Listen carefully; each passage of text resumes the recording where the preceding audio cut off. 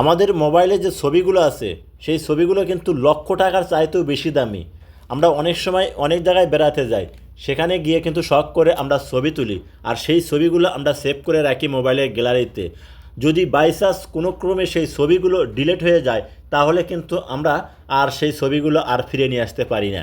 প্রিয় দর্শক, আজকে আমি আপনাদেরকে এই ভিডিওর মাধ্যমে দেখাবো যে আপনার মোবাইল থেকে যদি কোনো ছবি ডিলিট হয়ে যায় বা আপনি ইচ্ছা করে ডিলিট করে দেন, সেই সকল ছবি যদি পরবর্তীতে প্রয়োজন পড়ে আপনি কিভাবে রিকভারি করবেন বা ফিরে নিয়ে আসবেন। স্ক্রিনটা লক্ষ্য করুন, আমি আপনাদেরকে দেখিয়ে দিচ্ছি।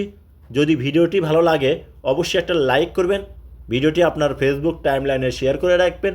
আপনার একটা শেয়ারে আপনার বন্ধুরা দেখেও শিখতে পারবে যে ডিলিট হওয়া ছবি কীভাবে রিকভারি করে ফিরে নিয়ে আসা যায়। আর এখনও যারা পেজটা ফলো দেন নাই, পেজটা ফলো দিবেন, চ্যানেলটা সাবস্ক্রাইব করবেন। প্রথমেই আপনার মোবাইলে থেকে গুগল প্লে স্টোরটা ওপেন করবেন। আপনি গুগল প্লে স্টোরটা ওপেন করার পর এরকম শো হবে, নিচে সার্চ বার, এখানে একটা ক্লিক করবেন। যখন এখানে ক্লিক করবেন এরকম শো হবে, উপরে যখন সার্চ বার, এখানে আবার পুনরায় ক্লিক করবেন। ক্লিক করার পর কিবোর্ড শো হবে, এখানে আপনাকে লিখতে হবে ডিসট্রিগার ফটো রিকভারি। যেমন আমি স্ক্রিনে দিয়ে রাখলাম, তারপরে করবেন কি, নিচে দেখুন পাবেন হচ্ছে সার্চ বার, এখানে একটা পুনরায় ক্লিক করে দেবেন। দেখবেন আপনার সামনে অসংখ্য অ্যাপস কিন্তু শো করবে। এখান থেকে আপনি করবেন কি, আপনার মোবাইলে দেখুন এখানে একটা অ্যাপস আছে ডিসট্রিগার ফটো রিকভারি। আপনাকে এই অ্যাপসটা মোবাইলে ইনস্টল করতে হবে। তো ইনস্টল করার জন্য এখানে যখন আপনি ক্লিক করবেন, ক্লিক করার সাথে সাথে কিন্তু দেখবেন আপনার সামনে এরকম শো হবে। আপনি করবেন কি, এখান থেকে অ্যাপসটা ইনস্টল করে নেবেন। আমার মোবাইলে কিন্তু আগে থেকে ইনস্টল করা আছে। তো ইনস্টল যখন হয়ে যাবে তখন করবেন কি, ওপেনে ক্লিক করবেন। যখন আপনি ওপেনে ক্লিক করবেন দেখবেন আপনার সামনে এরকম শো হবে। এখান থেকে করবেন কি, দেখুন সার্চ ফর লাস্ট ফটো, এখানে একটা ক্লিক করবেন। যখন এখানে ক্লিক করবেন আপনার সামনে এরকম শো হবে। এখান থেকে গো টু সেটিং, এখানে একটা ক্লিক করবেন, দেখবেন এরকম শো হবে।